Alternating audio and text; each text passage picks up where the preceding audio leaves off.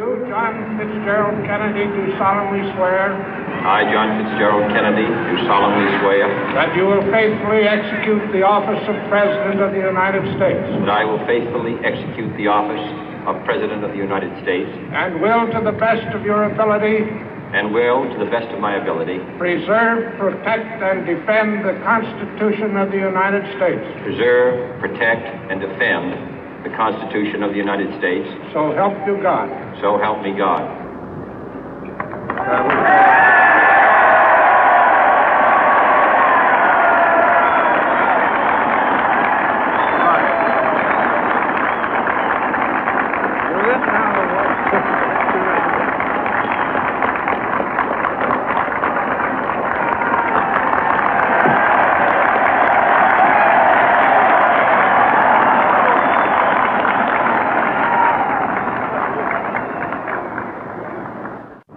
Vice President Johnson, Mr. Speaker, Mr. Chief Justice, President Eisenhower, Vice President Nixon, President Truman, Reverend clergy, fellow citizens.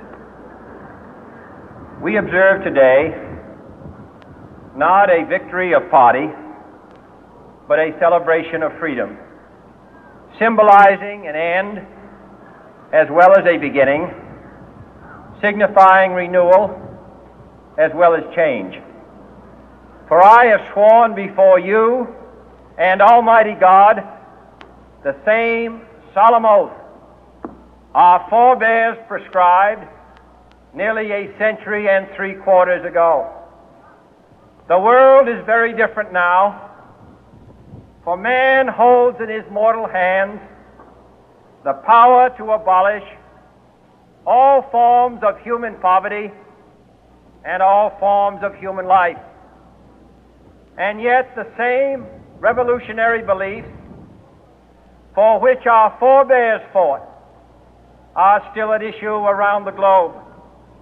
The belief that the rights of man come not from the generosity of the state, but from the hand of God. We dare not forget today that we are the heirs of that first revolution. Let the word go forth from this time and place to friend and foe alike that the torch has been passed to a new generation of Americans born in this century, tempered by war, disciplined by a hard and bitter peace, proud of our ancient heritage, and unwilling to witness or permit the slow undoing of those human rights to which this nation has always been committed and to which we are committed today at home and around the world.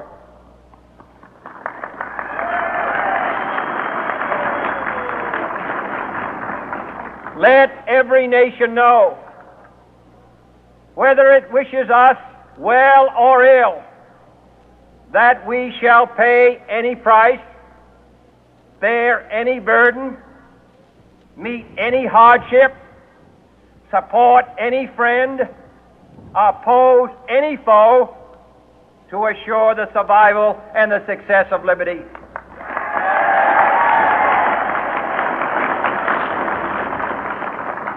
This much we pledge and more. To those old allies whose cultural and spiritual origins we share, we pledge the loyalty of faithful friends. United, there is little we cannot do in a host of cooperative ventures. Divided, there is little we can do, for we dare not meet a powerful challenge at odds and split asunder. To those new states whom we welcome to the ranks of the free, we pledge our word that one form of colonial control shall not have passed away, merely to be replaced by a far more iron tyranny. We shall not always expect to find them supporting our view, but we shall always hope to find them strongly supporting their own freedom, and to remember that in the past, those who foolishly sought power by riding the back of the tiger ended up inside.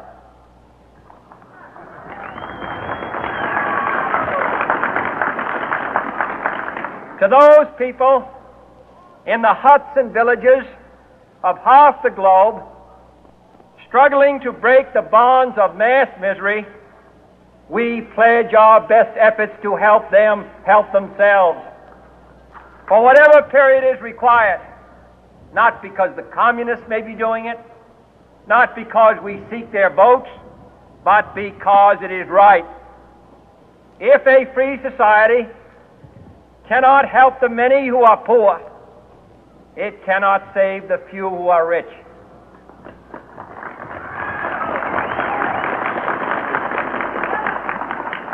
To our sister republics south of our border, we offer a special pledge to convert our good words into good deeds, in a new alliance for progress, to assist free men and free governments in casting off the chains of poverty.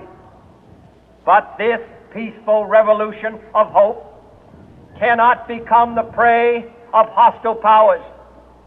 Let all our neighbors know that we shall join with them to oppose aggression or subversion anywhere in the Americas. And let every other power know that this hemisphere intends to remain the master of its own house.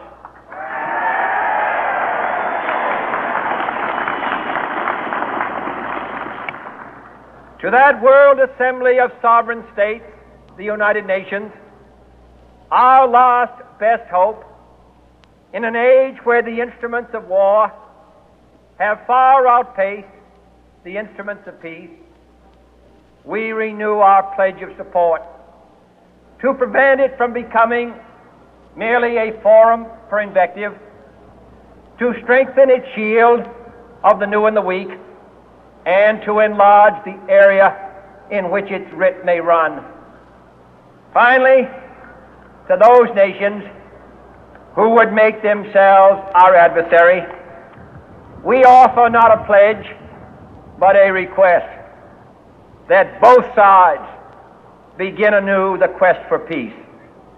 Before the dark powers of destruction, unleashed by science, engulf all humanity in planned or accidental self-destruction, we dare not tempt them with weakness, for only when our arms are sufficient beyond doubt can we be certain beyond doubt that they will never be employed.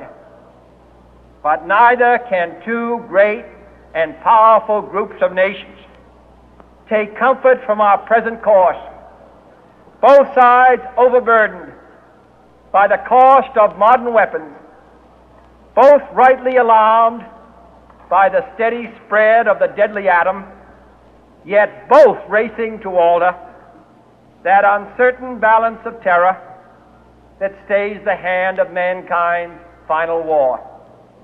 So let us begin anew, remembering on both sides that civility is not a sign of weakness, and sincerity is always subject to proof.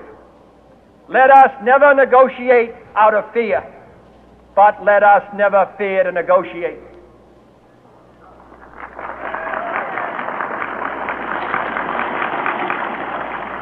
Let both sides explore what problems unite us, instead of belaboring those problems which divide us. Let both sides, for the first time, formulate serious and precise proposals for the inspection and control of arms, and bring the absolute power to destroy other nations under the absolute control of all nations.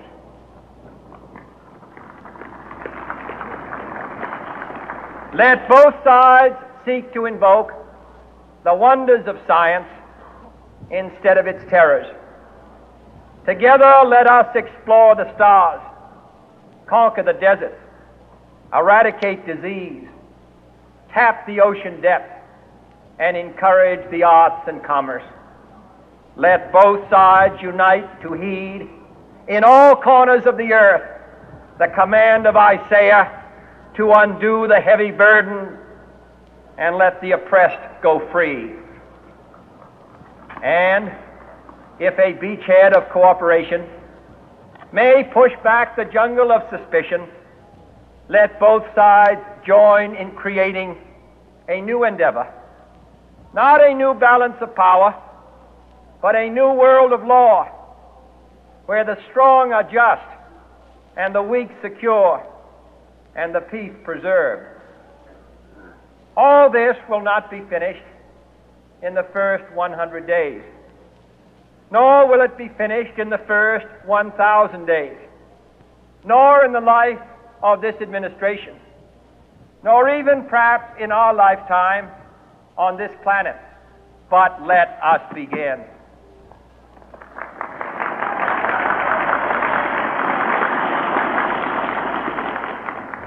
In your hands, my fellow citizens, more than mine, will rest the final success or failure of our course. Since this country was founded, each generation of Americans has been summoned to give testimony to its national loyalty. The graves of young Americans who answered the call to service surround the globe. Now the trumpet summons us again, not as a call to bear arms, though arms we need, not as a call to battle, though in battle we are, but a call to bear the burden of a long twilight struggle, year in and year out, rejoicing in hope, patient in tribulation, a struggle against the common enemies of man, tyranny, poverty, disease, and war itself. Can we forge against these enemies a grand and global alliance, north and south, east and west, that can assure a more fruitful life for all mankind? Will you join in that historic effort?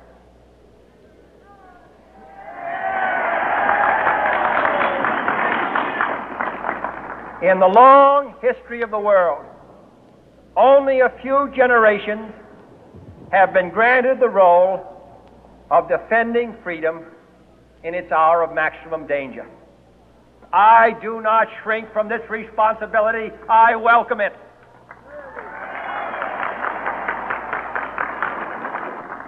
I do not believe that any of us would exchange places with any other people or any other generation. The energy, the faith, the devotion which we bring to this endeavor will light our country and all who serve it. And the glow from that fire can truly light the world. And so, my fellow Americans, ask not what your country can do for you, ask what you can do for your country.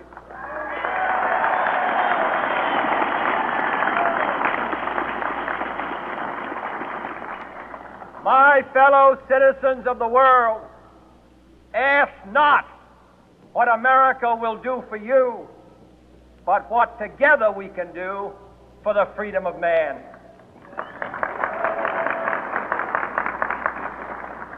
Finally, whether you are citizens of America or citizens of the world, ask of us here the same high standards of strength and sacrifice which we ask of you.